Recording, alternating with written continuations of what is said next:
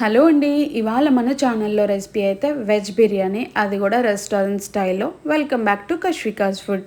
ఇక్కడ నేను రెసిపీకి కావాల్సిన ఐటమ్స్ అయితే అన్నీ లిస్ట్ అవుట్ చేశాను, చూసేసేయండి. అలాగే మీరు కూడా ఖచ్చితంగా ట్రై చేయండి అండ్ ఎలా వచ్చిందో నాకు ఒకసారి కమెంట్ చేసి చెప్పేసేయండి. ఇక్కడ నేను ప్రాసెస్ స్టార్ట్ చేయడానికి కొంచెం వెడల్పుగా ఉండే కుక్కర్ అయితే తీసుకున్నానండి. అందులోకి ఒక 3 టేబుల్ స్పూన్ల నూనె వేసుకున్నాను. నూనె కొంచెం మనకి బాగా కాగిన తర్వాత అందులోకి ఆల్మోస్ట్ అందరి ఇళ్ళల్లో బిర్యానీ మసాలాలు అయితే ఉంటాయి కదా, సో ఇవన్నీ అయితే వేసుకున్నాను నేను ఒకదాని తర్వాత ఒకటి వేసుకొని ఆయిల్లోకి అయితే బాగా ఫ్రై చేసుకున్నాను. ఆ తర్వాత చూడండి, ఉల్లిపాయల్ని కొంచెం బాగా పొడుగ్గా కట్ చేసుకొని అవి కూడా కొంచెం సాఫ్ట్ అయిన తర్వాత 2 పచ్చిమిర్చి అలాగే కొంచెం కరివేపాకు వేసుకొని అది కూడా కొంచెం ఫ్రై చేసుకున్నాను. ఆ తర్వాత 1 టేబుల్ స్పూన్ అల్లం తెల్లగడ్డ పేస్ట్ కూడా వేసుకొని పచ్చి వాసన పోయే వరకు అయితే మనం ఆయిల్లో వేపుకోవాలండి.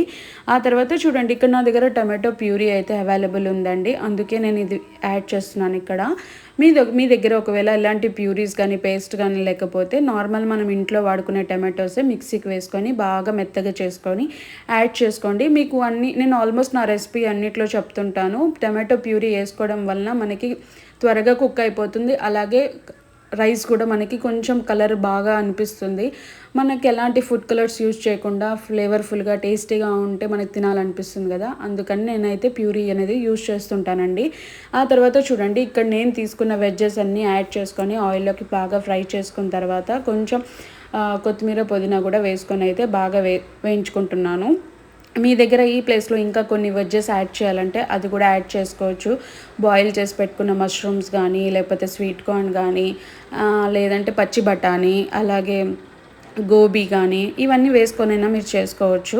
సో నా దగ్గర అవి అవైలబుల్ ఉన్నాయి కాబట్టి నేను దీంతోనే ట్రై చేశానండి. ఆ తర్వాత చూడండి, మన దగ్గర ఉన్న హోల్ మసాలా పౌడర్ అయితే నేను వేస్తున్నాను. అందులో ఉప్పు, కారం, పసుపు అలాగే ధనియా పౌడర్, జీలకర్ర పౌడర్ అండ్ చికెన్ మసాలా ఇవన్నీ వేసుకొని బాగా అయితే కలుపుకుంటున్నాను నేను ఆయిల్లోకి.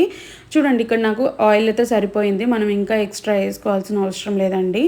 అండ్ మీరు మసాలాలన్నీ వేసిన తర్వాత మీకు ఖచ్చితంగా అయితే అడుగు అంటుతుంది, అది అంటకుండా చూసుకోండి. ఒకవేళ అది అడుగు అంటేసిందంటే మనకి రైస్ అంతా కూడా మాడిపోయే ఛాన్సెస్ ఉంటాయి, టేస్టీగా ఉండదు ఫుడ్ అనేది. ఒకసారి చూసుకోండి, అది అడుగు అంటకుండా అయితే బాగా కలుపుకోండి. ఆ తర్వాత 3 టేబుల్ స్పూన్ల పెరుగు అయితే వేసుకొని పెరుగు బాగా కలుపుకోవాలి. మనకి ఏది వేసినా కూడా పచ్చి వాసన అనేది రాకుండా అయితే మనం ఆయిల్లోకి వేపుకోవాలండి. ఆ తర్వాత నా దగ్గర కొంచెం కసూరి మేతి అవైలబుల్ ఉంది, సో అది వేసుకున్నాను. అది వేసుకొని చూడండి, ఇక్కడ నేను వాటర్ కూడా వేసుకుంటున్నాను. ఇక్కడ మనం వేసుకున్న కొలత అయితే మనం 1 గ్లాస్కి రైస్ తీసుకుంటే 1.5 కప్ ఆఫ్ వాటర్ అయితే వేసుకోవాలి. ఆ విధంగా మనం ఎన్ని గ్లాసులు బియ్యం తీసుకుంటామో అన్ని 1.5 గ్లాస్ వాటర్ అయితే యాడ్ చేసుకోవాలి. ఆ తర్వాత చూడండి, ఇక్కడ నేను మిల్ మేకర్ అయితే యాడ్ చేసుకున్నాను వాటర్లోకి, అలాగే ఉప్పు చూసుకోండి. అండ్ ఇక్కడ మనకి వాటర్ అనేది కొంచెం బాగా తెల్లిన తర్వాత మాత్రమే మనం నానబెట్టుకున్న బియ్యాన్ని వేసుకోవాలి. ఆ తర్వాత ఒక్కసారి ఉప్పు చెక్ చేసుకొని మీరు విజిల్కి అయితే మూత క్లోజ్ చేసేసి ఒక్క విజిల్ వచ్చే వరకు చూసుకోండి. విజిల్ వచ్చేసిన తర్వాత ఒక్క విజిల్ మీరు పైన ఉన్న విజిల్ తీసేసేయండి, అంతేగాని లోపల ఉన్న ప్రెషర్ ఎక్కువ ఉంటుంది. మీరు డైరెక్ట్గా మూత అయితే తెరవకుండా ఓన్లీ ఒక్క విజిల్ వచ్చిన తర్వాత ఆ పైన వెజల్ది తీసేసి 15 మినిట్స్ లో ఫ్లేమ్లో అయితే మళ్ళీ పెట్టుకోండి స్టవ్ మీద. చూడండి, అసలు నేను చేసిన నార్మల్ రైస్తోనే ఎంత బాగా విడివిడిగా వచ్చాయో కదా.